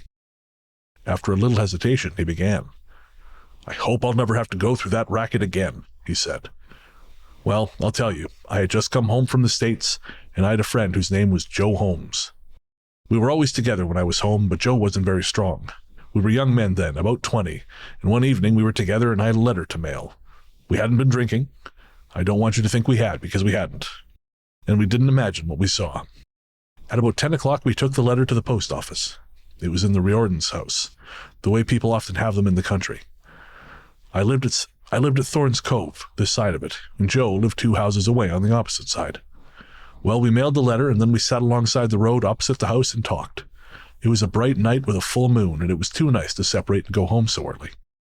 The Riordan's grass was about 3 feet high at that time, and there was a turnip field behind it. We heard a hoe strike against a rock, and it attracted our attention. We sat forward then and looked, and to our surprise, we saw a thing come crawling on its hand and feet from the southeast corner of the house. Then it stood up, and we could see that it was a man. We were on the lower or south side of the road, and it was on the upper or north side. Then it went out of sight. In the country, we often think a lot about saying anything, and anyway, there's often no need of words between friends. So we just sat there and didn't say anything, and before long it came out again. We didn't move an inch, but we watched, and this time it came halfway across the road. The time for keeping quiet was over now, so I said, "Joe, did you see that?" He said yes, he did, and by this time it had gone back again. You might think we'd had enough, but we kept still, and it didn't keep us waiting very long. The third time was like the others. It came out and went back. We still sat there, and in a second's time it was back, and under the cherry tree. There were more apple trees on our side of the road than now, and they took to shaking, and the apples fell to the ground. I was frightened by this time, and I said, "Joe, I've got to go home." That would have been all right if we'd both lived in the same direction. Probably we'd have left even before that, but we were braver together. We decided to go to Joe's house, and we started to run. Joe wasn't very strong, as I said, but he always thought he could run, and he could, and I was afraid I couldn't keep up with him. I guess the fear got into my feet because I ran just as fast as he did. When we got to his house, we stood in the road and talked. We were young men and curious, and we didn't like to leave it there because it would always pester us, and we'd never know what we'd seen. It didn't seem like a prank, but it was. But if it was, we wanted to settle it. Finally, I said, "Let's go back. I'm not afraid." I wasn't either, so long as Joe was with me. Nothing was going to hurt the two of us, and besides, it's easy to be brave when you have company. "We'll see what it is," I said. So we walked back, and pretty soon we saw it, and it was coming to meet us. It was halfway between the Riordans and the Cronins, and that's the next house, the one in between. I said, "There it is. Don't leave me." As I said, I figured that with the two of us it couldn't do much harm, and I wanted to find out what it was. I meant to touch it, then I'd know for sure if it was real. When we were within 20 feet of it, I said again, "Joe, don't leave me." And then I walked up till my face was close beside it. I'll never forget that moment as long as I live. It had on black pants, a white shirt with a hard bosom front, and black braces. Its head was bare, and he was of medium size. It looked as though its eyes were deeply sunk in, and they were bright and penetrating. And the only thing it looked like was a skeleton. I didn't touch it, although I would have even then, but Joe gave a scream and ran, and I was scared. I wasn't long overtaking him, and from that time Joe had a hard time to keep up with me. It followed, and kept 20 feet behind us. There were bars on the Holmes fence. We jumped them, and the thing cut across the field to head us off, but we got there first. We stood in the doorway and watched it for half an hour. There was a stone wall with a rotten pole on top of it, and it stood on this pole. In the morning I went out and I felt that pole, and do you know, it was so rotten it just crumbled in my hands. Why, that pole was so rotten it couldn't have held a bird. As I said, I'll never forget that racket as long as I live. And as for Joe, he would never talk of it except to his mother and to me.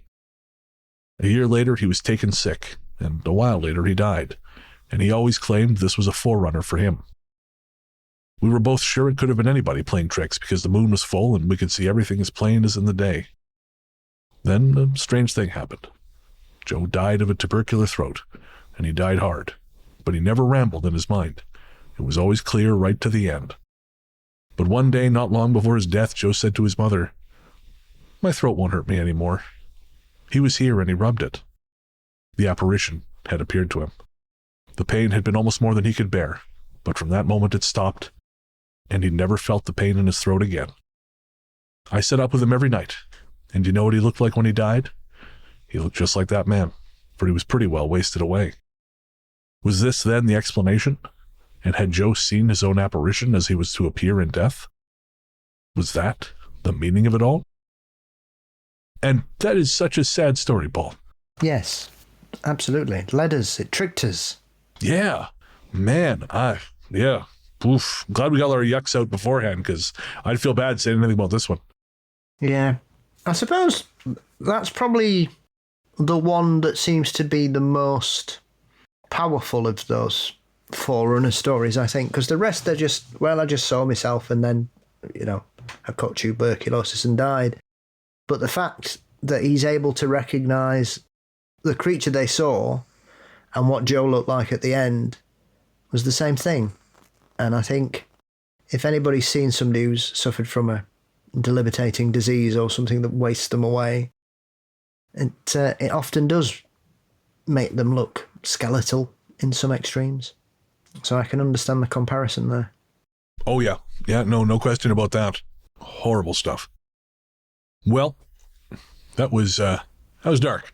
So we are going to take a minute to to recover. That was nearly as depressing as a co-pilot advert.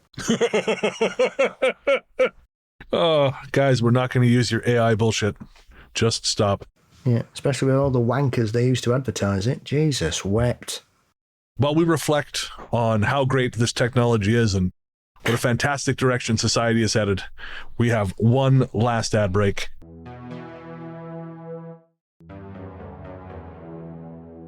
All right. Well, then we're going to take a break from the stories, and our very own wizard of the macabre, our high priest of the strange, Paul Damien Bestel, is going to tell us some lore of the Maritime provinces. So, Brennan, have you heard of the Ugwug? It sounds like an awesome insult that I would have come up with in high school, but I am not familiar with it. So, the Ugwug is the mythical monster of West St. John in New Brunswick. And it is a mysterious creature that lives in the caves beneath the surface of the reversing falls. And there are a handful of stories saying that the creature is an old Inuit legend, and it dates all the way back to the modern era. Allegedly, this creature is half salmon, half seal, and most of the time you will only see it in the spring, on a full moon and on a low tide. Strangely, the original stories seem to describe just like a strange, gigantic water creature, almost 100 meters long, 100 feet long, sorry. But people have claimed that it's got massive red eyes and it eats people and all this. I mean, these falls are pretty strange anyway, reversing falls, because incredibly weird sort of way that water works. So basically the St. John's River runs through this narrow rock gorge into the Bay of Fundy at 100,000 tons per second, right? If you can imagine that much water. But it hits the tide coming in from the sea. So basically it then goes backwards, back to where it comes. And so this has basically created this wonderful tapestry of carved deep pools and hollows in the cliffs that surround it, because they're all made out of shale and marble. And so the stories kind of picked up and were collected in the 1950s. And it's one of those where you've got some experiences, but you've also got some tall tales. Like there's one about a diver who was so scared about seeing the creature that he had a heart attack and died.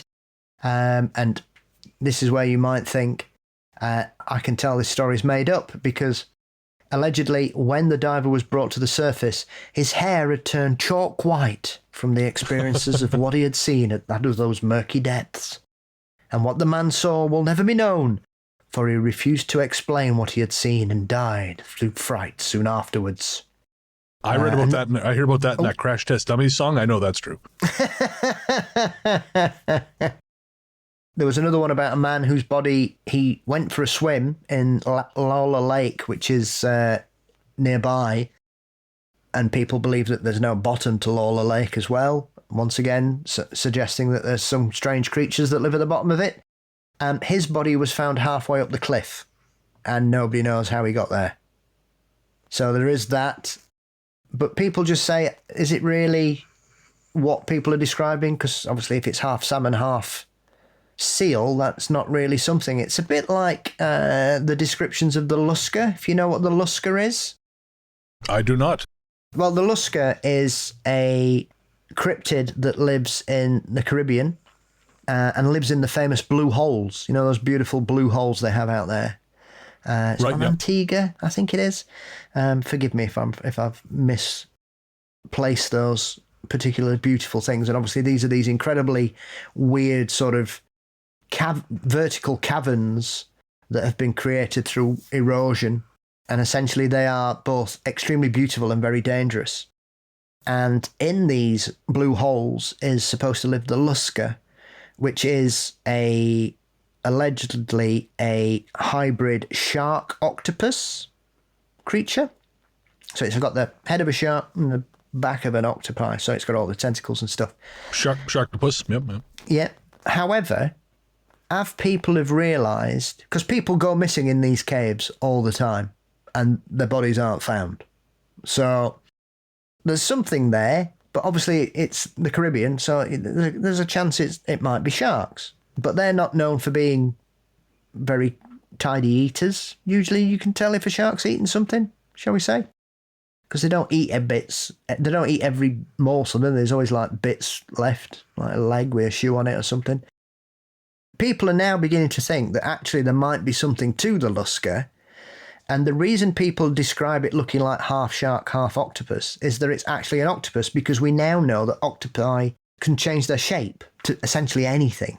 They can camouflage themselves, they can essentially get through a 2-inch gap, which is just, if you ever see footage of octopuses escaping from things, it just blows my mind that you can... Oh, it's crazy.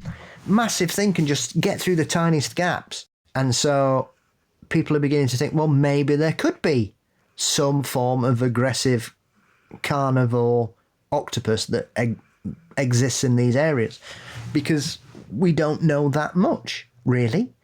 And so Ugwug is very similar to that it seems like a hybrid, but perhaps it's simply a species of fish that the locals weren't aware of, or it could be something that is yet to be discovered. And so it's one of those overlooked creatures that I think people dismiss because of the description.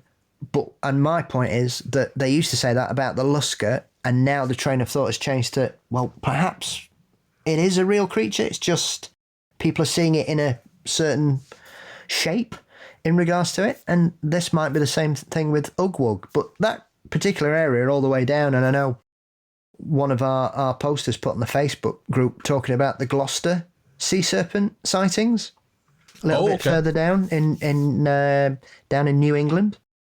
I mean, that's glossy. That's probably the most widely reported and witnessed sea monster ever.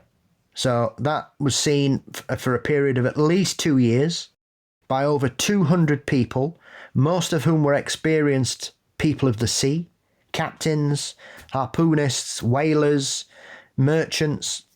Most of the witnesses were professional sailors of some description or people that worked at sea. People would come to the cliffs to watch Glossy frolic in the bay. And for me, it's got one of the greatest cryptid statues in North America. The statue of Glossy is incredible, it's beautiful, and it's absolutely terrifying. It's one of those statues you just don't understand why more people don't know about it, because it's incredible. It's like the Beast of Gévaudan statue. It's amazing. I've never seen that either. I'm looking up the glossy statue now.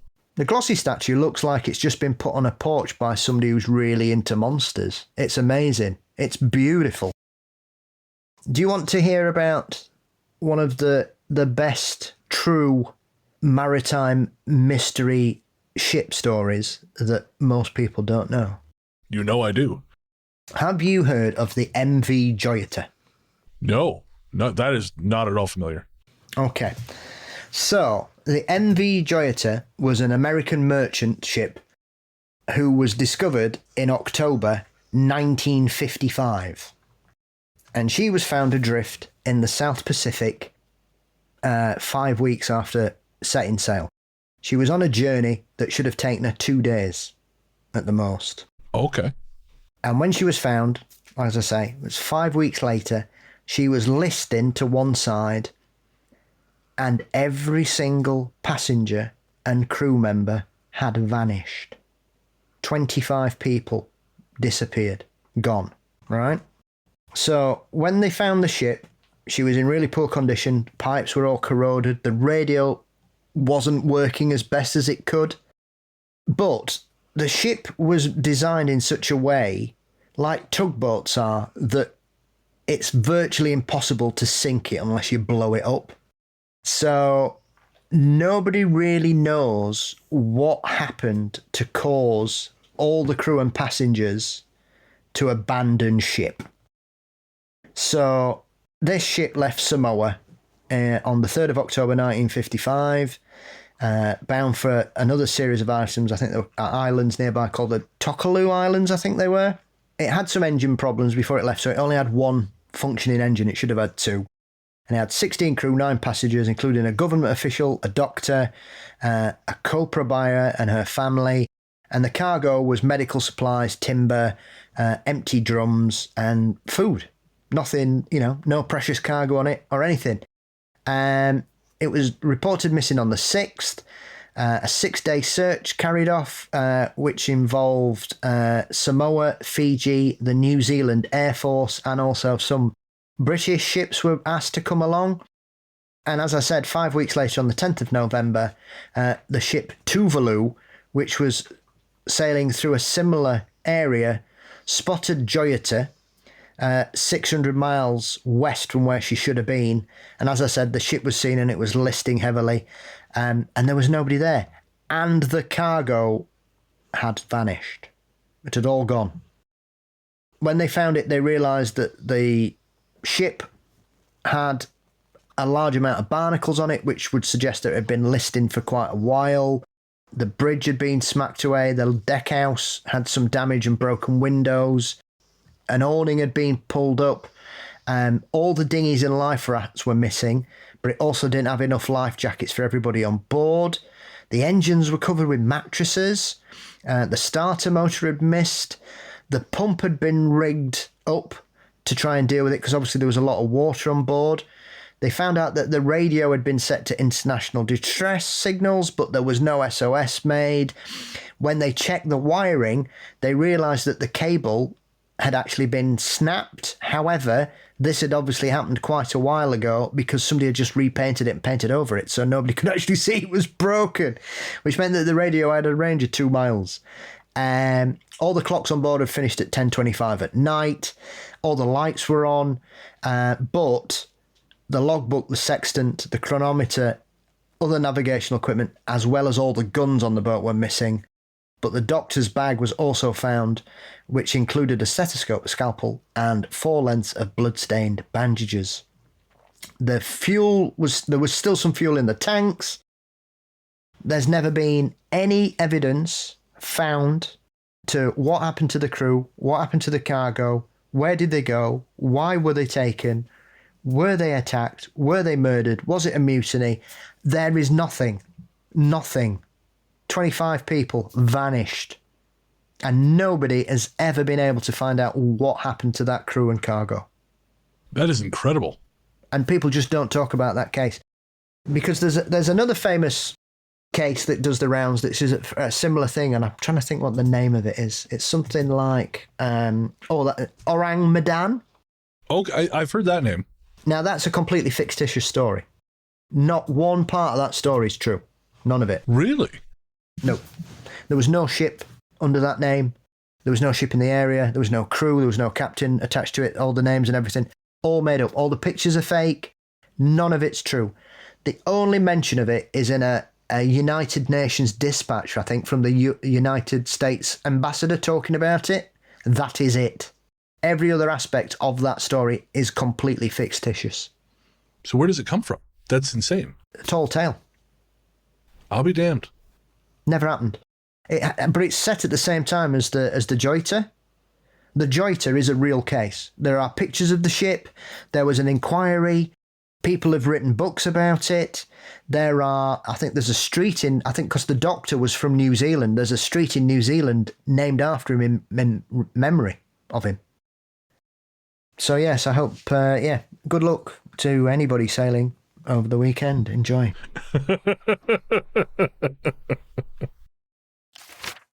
We are back for our final province in the Maritimes. This is Prince Edward Island, home of Anne of Green Gables, which is nowhere near as cute as young Theo is sleeping on the couch next to Paul right now. But, for now, Paul is going to tell us the story of my grandmother's house. I think there's someone in this house. My grandmother lives in a trailer in Morel, and I was out in Morel for a night when my mum went to Maine, and I slept in my dad's old room. So it was about 12 a.m, and I couldn't sleep, so I began to read to help me drop off. My grandmother was asleep at the time, and I clearly remember falling asleep with the light on, and the blankets were under me. I woke up in the morning, and the light was out, and the blankets were now on me. I don't think my grandmother would have woken up and put them on me, because it was summertime. I tried the light just to see if it had burnt out, but it hadn't. I was so freaked out the next night I slept on the couch rather than in bed. Once again, I couldn't sleep, so I returned to reading to help myself drop off. The book was on the table beside me that night, and I awoke to hear a clanging sound, like somebody was banging pans together. I looked around in the darkness and saw a white mist by the stove, like there was somebody cooking. I turned the light on and there was nothing there. The clanging noise had stopped, and all I could hear were the crickets chirping outside. I was going to read again, but when I looked at the table to where my book had been, it was no longer there. I looked under everything and I still couldn't find it. I told my grandmother the next morning what had happened, and she said, "You don't expect me to believe you now, do you?" I was furious. I'm furious. I wasn't even going to comment on the story. I was just going to read the next one, but that really bugs the shit out of me. Grandma, you suck. So either Grandma's playing mind games, or she just doesn't want to face up to the reality that she lives in a haunted house. I mean, there's something to be said for diabolical grandmothers. We talk about douchebag dads on the show all the time. But I had kind of a diabolical grandmother myself on my dad's side. I've kind of realized this the older I got. You know, I was kind of working through some stuff, and I'm like, oh, she kind of sucked. She was kind of the archetypal shitty, mean matriarch who kept everyone like under her thumb without seeming like she was doing it. Yeah. My grandmother died on my 18th, and my mum said it's typical. Got to draw the focus to herself. Yeah. Yeah. All right. This next one's called Brackley Cemetery. We brought the kids to the Brackley Drive-In movie theater yesterday. An odd thing happened on the drive there, however. We passed countless cemeteries, and never once have I ever had this feeling that I got when we passed this particular one. Not since this moment have I ever had such a visceral, negative feeling about a cemetery. It was oppressive, and I felt whatever was there was aware that I was aware of it. I can't even explain how instantaneous this feeling came on. Just happened to glance over at just another cemetery, and then, wow, I could not get away from there fast enough. On the way back, too, it was unreal. I made sure to state that nothing can follow us, but wow, I have never felt that deep of a negative feeling before, anywhere. Again, we were just driving by. We didn't even stop, didn't get out, but that feeling was intense. Also, there was nothing different about this location. It didn't look ominous. But that actually was more unnerving. I almost wish it had looked creepy. I could not find anything negative or eerie online about the cemetery. It seems otherwise like a really peaceful resting place. Nothing makes you crazier than saying to someone, "No, that doesn't feel right," and they look at you like you're nuts. Like, no, you come on. Do you not notice this too? You son of a bitch. Yes. Yeah, or they'll just ignore it. Totally unrelated to the stories, but I wanted to mention this book just because I think there are some people in our audience who will like it. And since we're not going to get to Newfoundland on this particular tour around Canada, I thought this would be a way to offer an olive branch to the good folks of Newfoundland. You know, all 5 of them who listen to the show. Howdy. So I read a book called A Seal of Salvage. It was written by Clayton Smith. It is published by Breakwater Books. It is a Canadian book, and this is the story. Set in 1950s rural Outport, Newfoundland, and blending historical fiction with magical realism, A Seal of Salvage follows orphan Oliver Brown's coming of age as a queer outsider. Oliver's life in the small community of Salvage is overshadowed by lingering rumors about his mother, her mysterious past, and her untimely death. But as Oliver grows up, he experiences a remarkable series of events of mythic proportions. Stories of Oliver's mother become entangled with the folklore of the Selkie, people of the sea who live in the water as seals and come to land to find love as humans. While mostly unspoken, the speculations about Oliver's bloodline become another excuse the town uses to marginalize him. It's not really my kind of thing, but there's a couple really sweet passages in it, and the bits about the Selkie, particularly when it kind of fully is revealed, I thought was quite touching. So if that sounds like something that might interest you, A Seal for Salvage, Clay Smith.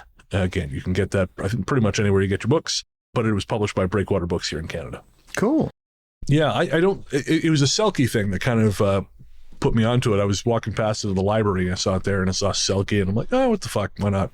Again, not usually something I'd read, but I'm glad I did. Well, why would you when you've got Chuck Tingle's Loveland Frogman book to read?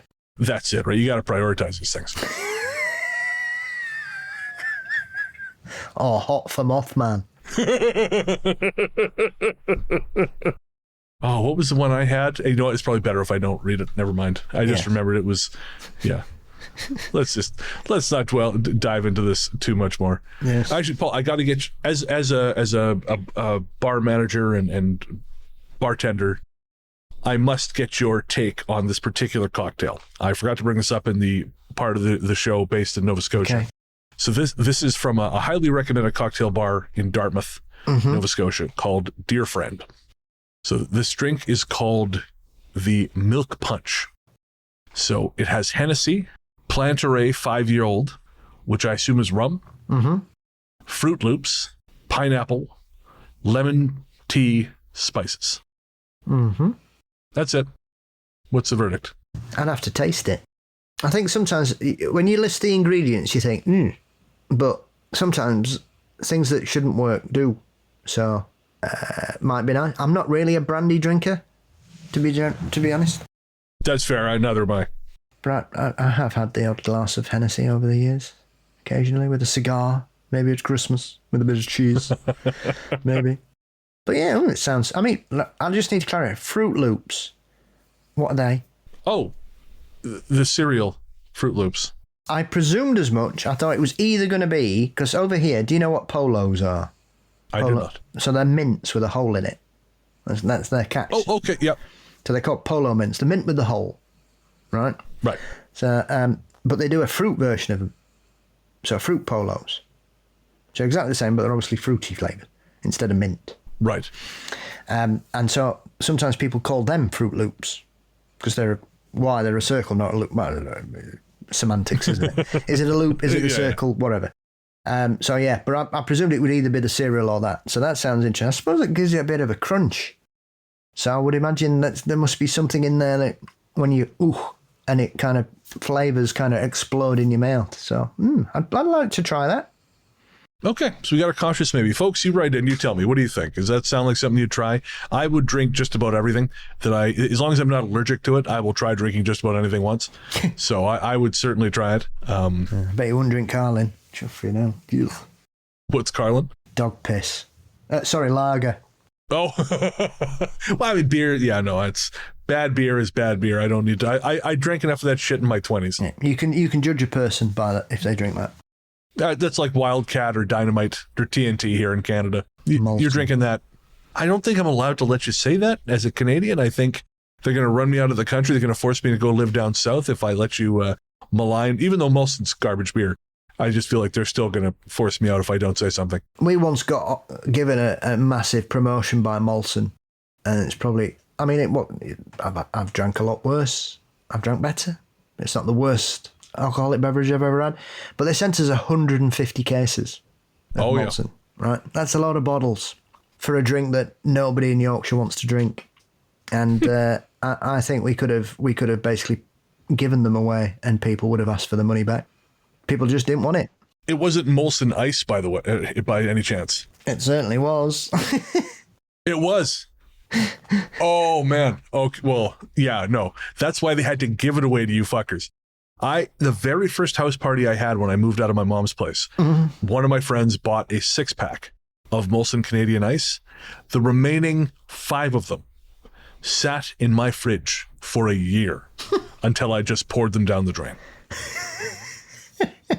We are going to wrap up this final episode in our Haunted Canada series. Man, we've been doing this for several months now, so thanks to everyone who's come along in this ride with us. I've learned a lot about Canada. Again, we've not really done Canada on the show prior to this. And at some point in the future, next year, we'll do the Yukon, Northwest Territories, and Nunavut, if we can. I mean, it depends on the available volume of stories. And as always, if you are from the Maritimes, if you are friends with someone from the Maritimes who knows stories, who has their stories, send them in. We are gearing up for listener stories in October. ghoststoryguys@gmail.com. We would love, love, love to hear your stories. You can also find us on Facebook as the Ghost Story Guys finally made a group. We're on Instagram as the Ghost Story Guys. And we're on TikTok as Ghost Story Guys. I sometimes remember to upload clips. I've started doing that again recently. We'll see how long that lasts. But until then, you can find us there. We're going to take a quick break. We'll be right back.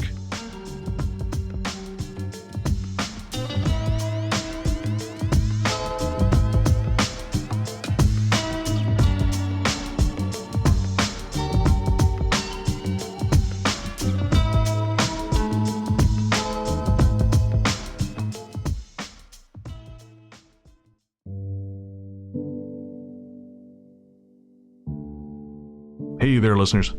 Before you reach for that skip 15 seconds ahead button, I promise you this isn't an ad.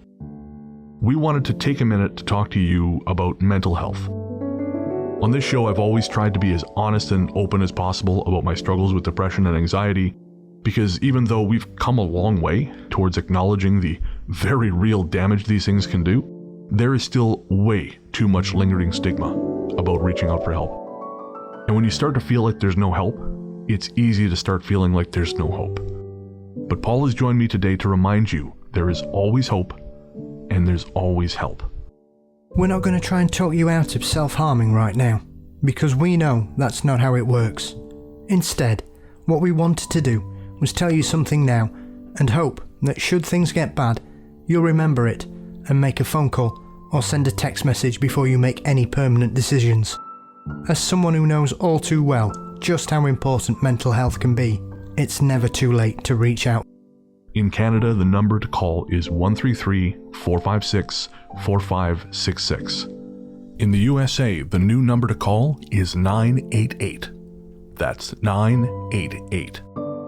In the UK, the number to call is 116123, or text SHOUT, that's SHOUT, to 85258. In Australia, the number to call is 131114. However bad shit seems, it will pass. And no matter what your brain might be telling you at any given moment, and believe me when I say I know this intimately, there are people who love you and people who care deeply about how you treat yourself. Should a time come when you find yourself despairing, please know that we've both been where you are, and there is a way back to the world. Take care. Welcome back. The Ghost Story Guys are Luke Greensmith, who helps us find our stories. He's also recently returned to the Luke Lore podcast. So there's a new episode out. If you are a fan of Luke lore, check it out. It is about revenants. He has sort of tied it in with Guillermo del Toro's Frankenstein and, produced a brand new episode telling tales of revenants throughout history and folklore. It's very cool stuff. Again, you'll find that at lukelore.com or everywhere fine podcasts live. You'll also find it on the Ghost Story Guys YouTube channel. Sarah Kent, who helps manage our Reddit community. Tanya Downing, who helps manage our Facebook community. Our paranormal captain of the good ship Ghost Story Guys is Mr. Brennan Storr. And of course, my friend and co-host is the one, the only, the inimitable Paul Bestel, the paranormal Johnny Carson himself, host of Mysteries and Monsters. Paul, what's coming up on M&M? I'm joined by researcher and experiencer Andrew Hardy, who has recently launched his own YouTube channel to talk about some of his personal experiences. He's been interviewed by Paul Sinclair in the past. And Andrew has a series of strange encounters that he shares with me, including some rather intriguing stories from his time serving in the British Army, involving some odd incidents that occurred on Dartmouth, which are a bit perplexing, and a strange sighting of a glowing ball over a well-known location in Afghanistan during one of his tours there. And so we talk about some high strangeness indeed. Very cool. And where can everyone find you online? You can find Mysteries and Monsters across most social media sites and podcast aggregators. Fabulous. I'm Largely the Truth on Threads, Instagram, Blue Sky, and Letterboxd. And you can find my horror fiction show, Fear Daily, everywhere fine podcasts live. And of course, if you want to hear more of this show, you can subscribe to our Patreon at patreon.com/ghoststoryguys. You can follow the link in the show notes, or you can sign up to become a friend of the cabin on Apple Podcasts and YouTube. That gets you access to early ad-free release, bonus shows, our Ghost Force shoutouts, extra conversations between myself and Paul, our monthly live show, and so much more. Again, you can find all of that by clicking the link in the show notes or by heading to patreon.com/ghoststoryguys. Paul, do you have any guest spots coming up? Not currently. However, I will be doing a presentation for Parameet. They're doing a live online paranormal conference in January, and I will be appearing on the Sunday afternoon, and that will be for 36 hours with speakers from around the world towards the end of January. So once the dates are in, I shall let you know.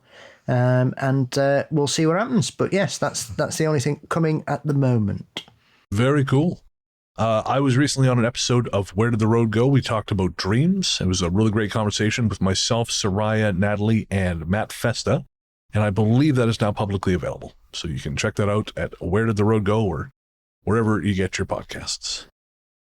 If you want to pick up some Ghost Story Guys merch, head to our website at ghoststoryguys.com. You'll find t-shirts, stickers, all kinds of goodies. And again, that's at ghoststoryguys.com. Our theme song, Radio, Into the Darkness We Go, is composed and performed by Peter Kursov of Pizzanta Music. Find more from him by searching for Pizzanta Music wherever you get your tunes, or by heading to our website, nightharvestrecordings.com. Night Harvest Recordings is, of course, the Ghost Story Guys house label. And I think that's going to do it. We'll be back next week, but until then, into the darkness we go.